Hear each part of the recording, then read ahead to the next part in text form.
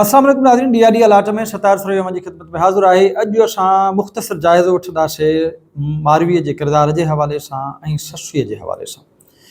इहो इम्कान हूंदो आहे त उमेदवारनि खां सूरमियुनि जे हवाले सां ख़ुसूसी तौर ते पुछनि, इन जे करे अव्हांखे लतीफ़ साईं जूं सभु सूरमियूं बग़ौर पढ़णियूं पवंदियूं, ध्यान सां पढ़णियूं पवंदियूं, उन में लिखियल सवालनि जा जवाब ॻोल्हणा पवंदा ऐं अहिड़े तरीक़े सां मां हिन इंटरव्यू जी तैयारी करे सघूं था। मिसाल जे तौर ते तव्हां खां पुछनि था त बाबा जेका ससूई आहे, आख़िर उहो कहिड़ो सबबु आहे जो लतीफ़ साईं ससूअ ते पूरा 5 सुर लिखिया आहिनि, तव्हां ॿुधाईंदो त छो?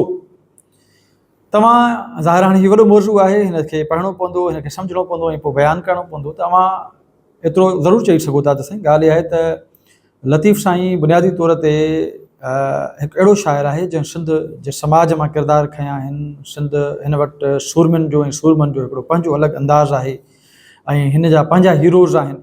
ऐं ससूअ ते 5 सुर लिखण जे पोयां जेका मुंहिंजी अंडरस्टैंडिंग आहे उहा इहा आहे त लतीफ़ साईं खे ससूअ जी जेका स्ट्रगल आहे, जदोजहद आहे, जुहद मुसलसल वारी जेका अदा आहे, उहा वणी वई आहे। शायदि इन जे करे लतीफ़ साईं ससूअ ते 5 सुर लिखिया आहिनि। ॿी जेका ॻाल्हि अहम जेका मूंखे सम्झ में अचे थी उहा इहा त ॿियनि सूरमियुनि जो जेको आहे उन जी स्ट्रगल एतिरी घणी कोन्हे, जबलनि सां, पहाड़ुनि सां, पथरनि सां, मिरुनि सां विढ़ांद एतिरी घणी कोन्हे जेतिरी ससूअ जी आहे। ससूई समाज जी जेका आहे उहा जो धोखो खाधो आहे, ससूई पंहिंजनि वटां धोखो खाधो आहे, ॾेरनि हुननि सां ज़्यादती कई आहे, ॾेर हुनजे मुड़ुस खे, हुनजे वर खे, हुनजे पुनूह खे, हुनजे होत खे खणी विया आहिनि ऐं उनखां पोइ हुन सब्र न कयो आहे, हुन वांदी वेहण खे मुनासिबु न सम्झो आहे ऐं हुन पोइ पंहिंजे पुनूह जे लाइ जबल झाॻिया आहिनि ऐं मिरुनि सां मुक़ाबिलो कयो आहे। मर्दाणे समाज में अकेली औरत, हिणी नातवान औरत, उन वञी पंहिंजा गस ॻोल्हिया आहिनि, पंहिंजा पंध कया आहिनि ऐं एतिरे क़दुरु जो उन जा पेर पिथूं थिया आहिनि, उन जो हौसलो ऐं उनजो अज़्म मुतासिर न थियो आहे, उनजो हौसलो वधियो आहे। इन जे करे लतीफ़ साईं जे शेरनि में या ॿियनि शुगड़नि जे शेरनि में इहो बि हवालो मिले थो त पेरनि हलणु छॾियो त गोॾनि भर घिसकंदियासीं, गोॾनि हलणु छॾियो त चेल भर चुरंदियासीं, चेल हलणु छॾियो त सीने भर सुरंदियासीं ऐं सीने हलणु छॾियो त हथनि सी हलंदियासीं, मिलिया त मिलंदियासीं त घोरी जान जतन था। त हीउ हिकिड़ो पूरो अज़्म ऐं जुस्तजू जी अलामत आहे ससूई। ऐं ॿियो ससूअ खे लाई करण जो हिकिड़ो सबबु लतीफ़ साईं जो इहो आहे त ससूई ॾुखनि जी मारियल आहे।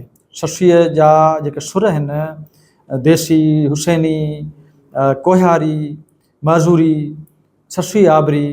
हाणे वरी इहो बि तव्हांखे पुछी सघंदा त बाबा आबरी जो मक़सदु छा आहे? आबरी, ससूई, आबरी, आबरी अबरीअ मां वरितल आहे। अबरी माना कमज़ोर, हीणी ऐं नातवां। वरी तव्हां खां पुछंदा बाबा इहो नातवां लफ़्ज़ जी माना छा थी सघे थी? तव्हां चओ साईं नातवां माना कमज़ोर।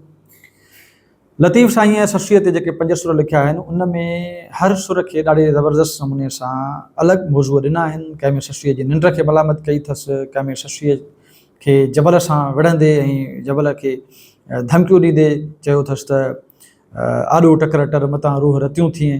त अहिड़े क़िस्म जी ॻाल्हि। वरी अॻिते हली ससूई जेको आहे उहा मिरुनि सां मुक़ाबिलो थी करे, जानवरनि सां मुक़ाबिलो करे थी, ख़ौफ़ खे शिकस्त ॾिए थी। थकियाई थर थेल चढ़ चुकियाई चोर चई, हलंदे हो त पुनूह ॾे, भव मिड़ेई भेल। लतीफ़ साईं चए थो उथी राहो रेल त वेठनि तां वारी वरे। लतीफ़ ख़ौफ़ खे शिकस्त ॾियण वारनि माण्हुनि सां गॾु बीठो आहे, बहादुरनि सां गॾु बीठो आहे ऐं बहादुर माण्हुनि जी अदा लतीफ़ साईं खे वणे थी। इहो ई सबबु आहे जो ससूअ जी बहादुरी ऐं ससूअ जे जदोजहद जो अंदाज़, हिमत न हारण वारो अंदाज़ लतीफ़ साईं खे एतिरो वणियो आहे जो हुन पूरा 5 सुर लिखिया आहिनि।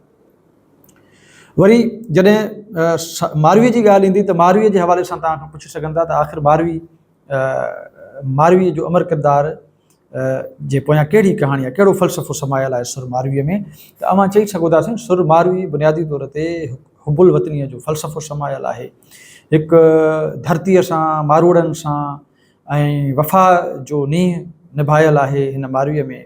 हिकु मारवी, हिकु हीणी औरत जंहिं बहादुरीअ सां वक़्त जे बादशाह सां महाॾो अचकायो आहे, उन जे क़ैद में वेही उन सां उन जे आॾो, उन जे लालचुनि, उन जे लोभ, उन जे महलनि, उन जे बाड़ियुनि, उन जे तामनि खे ठुकरायो आहे। इन क़िस्म जी अप्रोच जेको आहे उन खे अमर बणाए छॾियो आहे। छाकाणि त मारवी जो जेको फ़लसफ़ो आहे सुर में उहो आहे हुबुल वतनी, पंहिंजनि सां देसी सेण कजनि परदेसी कहिड़ा पिरी ऐं पंहिंजनि सां जेको आहे नींहुं निभाइण वारी ॻाल्हि, पंहिंजे कुड़म सां गॾु बीहण वारी ॻाल्हि, पंहिंजे मारूड़नि सां गॾु बीहण वारी ॻाल्हि ससुई मारवीअ में समायल आहे ऐं अभरे सभरे हाल ते जीअण वारी ॻाल्हि मारवीअ में समायल आहे। इहो ई सबबु आहे जो मारवी उमिरि खे चए थी त मां तुंहिंजा पट पटीहर न खणंदसि, तुंहिंजा जेके ही महल आहिनि माड़ियूं आहिनि उहे मुंहिंजे अबाणनि कखनि ऐं पटनि खां घणियूं क़ीमती कोन्हनि।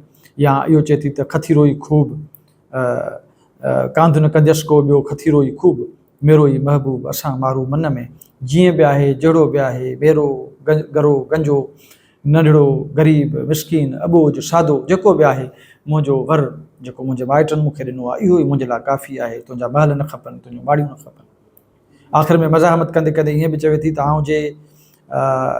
आऊं जे हिते मुयासि त गोर मुंहिंजी सूमरा किज पहवारनि पास मंझां वलड़नि वास ॾिज ॾाॾाणी ॾेह जे मंझां वलड़नि वास मोयाई जियास जे वञे मढ़ मलीर में। त हीउ केॾो कमाल आहे त हिकु औरत हिकु बादशाह जे क़ैद में रहे थी, बुखूं बर्दाश्त करे थी, तकलीफ़ूं बर्दाश्त करे थी, पर कंहिं बि लालच में नथी अचे ऐं वरी पंहिंजे वापसि माइटनि ॾांहुं वञण जी सद सारे थी ऐं उहा पंहिंजे माइटनि खे मिले थी आख़िर में। ऐं हीउ जेको फ़लसफ़ो सुर मारवीअ में समायल आहे उहो बेसिकली असां में वतन दोस्तीअ जो जेको अंसर आहे उहो पैदा करे थो, वतन दोस्तीअ जी अप्रोच पैदा करे थी ऐं असांखे ॿुधाए थी मारवी सुर में असांखे लतीफ़ साईं इहो पैगाम ॾिए थो त पंहिंजे वतन सां सचा रहो, पंहिंजे माण्हुनि सां सचा रहो ऐं पंहिंजे वतन खां, पंहिंजे जांगीड़नि खां, पंहिंजे सांगीड़नि खां ऐं पंहिंजे मारूड़नि खां वधीक केर बि कोन्हे। सो इहो बुनियादी फ़लसफ़ो सुर मारवीअ में आहे हुबल वतनीअ जो ऐं इहो ई पैगाम लतीफ़ साईं खे ॾियणो हो जेको हुन पंहिंजे रिसाले में ॾिनो आहे। हीअ तमामु वॾी ॻाल्हि आहे ऐं इहो बि सुवालु पुछंदा तव्हां खां त लतीफ़ साईं जे पैगाम जेको असुलु पैगाम आहे उन में लतीफ़ साईं सिंधी ॿोलीअ जे हवाले सां कहिड़ा पैगाम ॾिना आहिनि। त अव्हां चई सघो था त लतीफ़ साईं उहो शाइर आहे जंहिं पंहिंजे अचण सां ई फ़ारसी ज़दा रवायतुनि ख़िलाफ़ु बग़ावत जो ऐलान कयो। लतीफ़ उहो शाइर आहे जंहिं सिंधी ॿोलीअ ते सभ खां वॾो अहसान इहो कयो त हुन सिंधी ॿोलीअ में तख़लीक़ कई पंहिंजी शाइरी, हुन सिंधी ॿोलीअ खे हमेशह लाइ अमर बणाए छॾियो। ऐं इहो लतीफ़ आहे जंहिं अचण सां ई इहो ऐलान कयो उन वक़्तु जॾहिं हुक्मरान फ़ारसी ज़बान खे तरवीज ॾेई रहिया हुआ, तरक़ी ॾेई रहिया हुआ ऐं उन वक़्त जा ॿिया शाइर फ़ारसीअ में शाइरी करे रहिया हुआ त असांजे लतीफ़ अचण सां इहो ऐलान कयो त जे तूं सिखे फ़ारसी त ॻोल्हो तोए ग़ुलाम उञो तां आब घुरे बुखियो ताम आमन संदो आम खासन संदो न थिए। त लतीफ़ साईं पैगाम ॾिनो त जेकॾहिं तूं फ़ारसी सिखंदे माना धारी ॿोली सिखंदे त पोइ तूं ग़ुलाम आहीं या ग़ुलामनि वारी अप्रोच आहे तुंहिंजी, पोइ तूं आम आहीं ख़ासि न थी सघंदे। इन जे करे लतीफ़ साईं अलॻि ऐलान न सिर्फ़ु बग़ावत कई, इनकार कयो फ़ारसीअ खां, इहा अलॻि ॻाल्हि आहे त हुनखे फ़ारसी बि ईंदी हुई, फ़ारसीअ जो बि तमामु वॾो माहिर हो, अरबीअ जो बि तमामु वॾो माहिर हो। इन जे करे लतीफ़ साईं पंहिंजी ॿोलीअ में शाइरी करण खे अवलियत ॾिनी ऐं पंहिंजी ॿोलीअ खे हमेशह लाइ अमर करे छॾियो। ऐं अॼु असां जंहिं रिसाले ते फ़ख़ुरु कयूं था इहो कमाल लतीफ़ साईं जो आहे, लतीफ़ साईं जी ॿोलीअ जो आहे जंहिं हिकिड़े अज़ीम दस्तावेज़ जो तोहफ़ो सिंधी क़ौम खे ॾिनो आहे। ऐं सिंध जी तहज़ीब हज़ारे सालनि ताईं लतीफ़ साईं जो इहो अहसान कॾहिं बि विसारे न सघंदी। ऐं ॿोलीअ जे हवाले सां लतीफ़ साईं चयो आहे त पयम पठाणनि सी ॿोली ॿी में ॿुझनि ऐं सिंधीअ जो सयो कयां हू पारसियूं पुछनि मूं पिणु मुलातनि सतियूं सूर पिराया। सो उमेदु आहे त असांजो हीउ जेको प्रोग्राम आहे हिन में जेके हीअ रंग असां समाया आहिनि मुख़्तलिफ़ इहे अव्हांजे कमु ईंदा, अव्हांखे पसंदि बि ईंदा ऐं वरी कंहिं नए मौज़ूअ सां, नए उनवान सां, नयुनि ॻाल्हियुनि सां हाज़िर थींदासीं अव्हांजे आॾो। सो मोकिलाणी कोन्हे सदाईं गॾु।